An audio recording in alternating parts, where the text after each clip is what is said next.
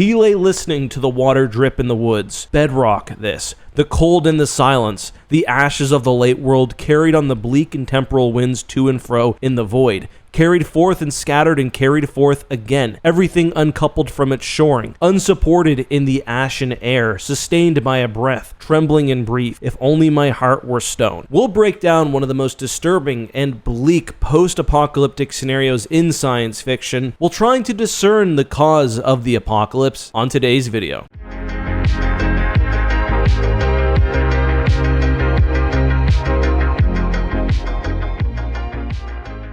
Hey guys, this is Justin. Hello and welcome to another video. So, like many of you I'm sure, I first read The Road as a high school student, but recently, having found it in the little library on my street, read it again for the first time after having kids. And I just knew I needed to talk about it, so today we're going to break down some of the world building, speculate on what caused the terrible state of the earth in the novel, while also briefly touching plot and some of the book's themes. Two quick notes. First, while I will be using visuals from the film, the specifics are taken exclusively from the novel. Really, there aren't a whole lot of differences, but there are a few. Just worth noting. Second, if you enjoy the science fiction and fantasy literature discussions we do on this channel, consider checking out the Eckhart's Ladder Patreon. You can join our book club for under $3 a month, which means you get to help decide which videos are made in the future, while also contributing your thoughts and ideas. The next vote will be starting on Friday. Sorry for the delay. Alright, The Road tells a story of a father and son trying to survive a terrible and nearly impossibly bleak post-apocalyptic world. Their only goals are to survive and travel south where they hope the conditions will be better. Let's talk about the apocalypse, just how bad the world is and how it got that way. Well, as I hopefully illustrated in the quote I opened this video with, the Earth in The Road has died. Outside of a full ice age or a totally irradiated land, which we'll get to in a minute, things are nearly as bad as they could possibly be. The world is a perpetually gray, cold, dead wasteland where sunlight no longer shines. Perhaps my favorite quote from the novel is this: "By day, the banished sun circles the earth like a grieving mother with a lamp." Or this one: "He walked out in the gray light and stood and saw for a brief moment the absolute truth of the world. The cold, relentless circling of the intestate earth, darkness implacable, the blind dogs of the sun in their running, the crushing black vacuum of the universe, and somewhere 2 hunted animals trembling like ground foxes in their cover. Borrowed time and borrowed world and borrowed eyes with which to sorrow it." I also love this description because it really does paint the picture of humanity being at the end of things. An intestate earth is one which has died. The very brief glimmer of humanity and life has been extinguished, and the crushing black of the vacuum has nearly reclaimed everything. Practically every living thing on the planet has died. In terms of animals, not even insects seem to have survived the apocalypse, and the man speculates when asked by his son that no, there are no birds remaining on Earth. Plants, trees, also dead, and massive sections of the earth have been burned by fires. By the time of the novel, some time has passed since the apocalypse. As you'll probably discover through this video, the novel is appropriately light on specifics, but we do know the apocalyptic event coincided with the birth of the child, who seems to be anywhere from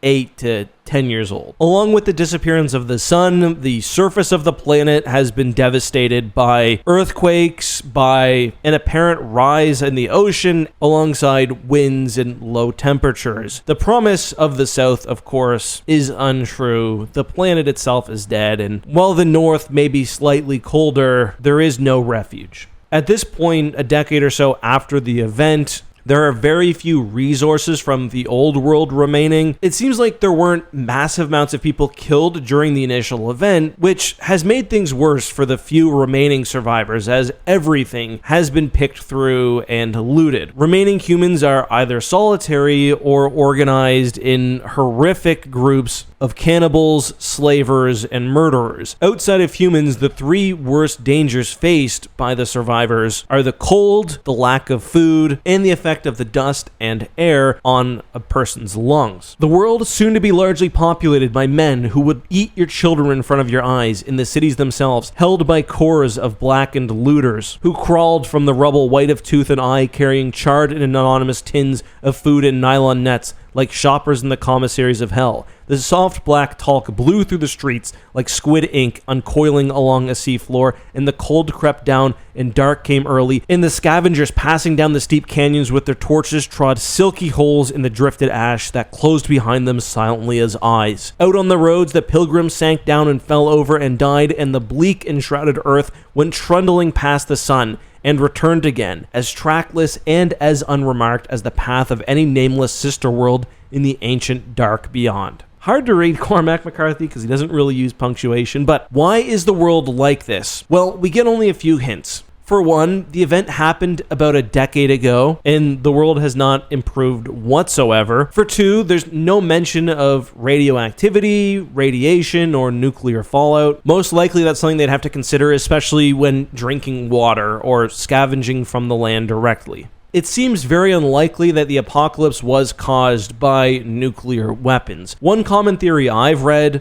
is that the planet suffered massive tectonic shifts, resulting in the eruption of a supervolcano, and there is some evidence of this. It seems like there is some tectonic activity and the skies are still darkened. However, I think there's one, based on textual evidence, answer which is most likely, that being an asteroid impact. The book contains several flashbacks. There's one which takes place during the event itself, where the man sees a long sheer of light and then a series of low concussions. Power immediately fails, clocks stop, indicating to me that there was a massive impact somewhere. And when he looks out the window, he sees a dull rose glow in the window glass. To me, this indicates some form of impact or explosion. And given the lack of any radiation or fallout, asteroid seems the most likely to me. We also read frequently about the oceans having changed, massive swaths of land being burned away, and of course, the sky totally obscured by cloud. That to me is most likely, but I'm not a geologist. I also do, however, like the supervolcano explosion, but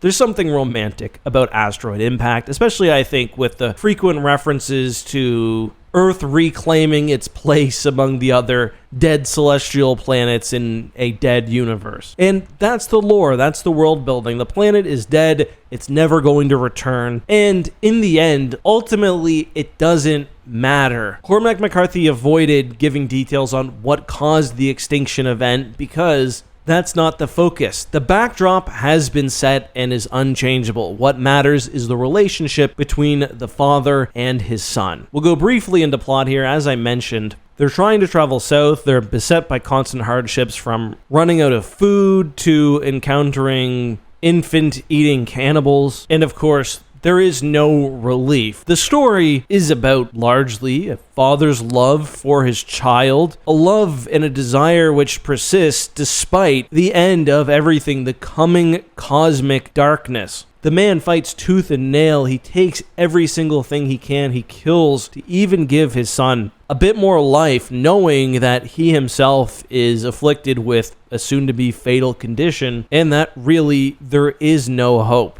Well, that's not quite right. There is hope because the book shows us moments of hope, whether it's finding a storeroom or a bunker of food or the child playing in a dead and cold ocean. The two are trying to carry the fire, the goodness of humanity. And to me, one of the most interesting decisions the novel makes is the idea to have a child born after the event being cared for by a father who knew the before time. He's described as an alien from a world which no longer exists. The child has known nothing but the bleak, dead world, but he still has humanity, while the father is haunted by what is gone. And I don't really know what to make about that, and I guess I never have, because the father is haunted by his dreams of what was. He can't help but remember his wife or color, but there are still things that bring him joy. The love between a father and a son. And this is something I was thinking about while reading the book. There's a scene where he watches his son's shoulders as he's running away, and he loves his kid so much, and he feels so terribly that his child is so skinny and he can't protect him. And that's something as a father, as a good father at least, I think every single person who reads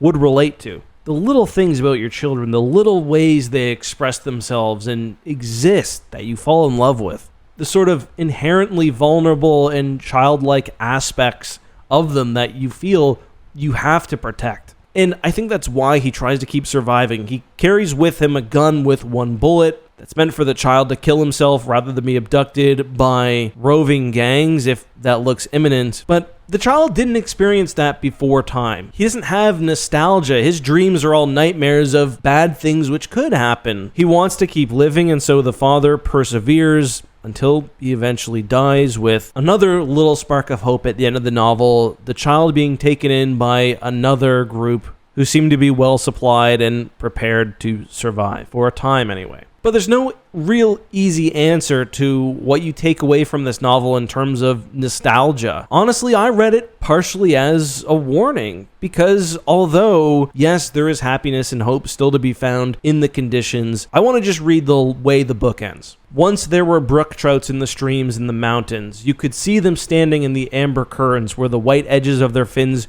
wimpled softly in the flow. They smelled of moss in your hand, polished and muscular and torsional. On their backs were vermiculate patterns that were maps of the world in its becoming, maps and mazes of a thing which could not be put back, not be made right again. In the deep glens where they lived, all things were older than man, and they hummed of mystery. It's a reminder that the world before was beautiful almost to an absurd degree, especially when compared with the dreariness and the grayness and the slate of the new world. But we're the reader. That earth is still here. We still reside in that golden era. And to me, I think that's largely why such an awful book in terms of what happens to the characters still, to me, is really optimistic. That love between humans, between man and son, still exists, and we live in a place where, at least for now, the thing doesn't need to be put back. Those are my thoughts, though. I really look forward to reading yours down below. If you enjoyed this video and you want to engage in more science fiction, fantasy, and literature discussions, please join the Eckhart Ladder Patreon. Until next time, be safe.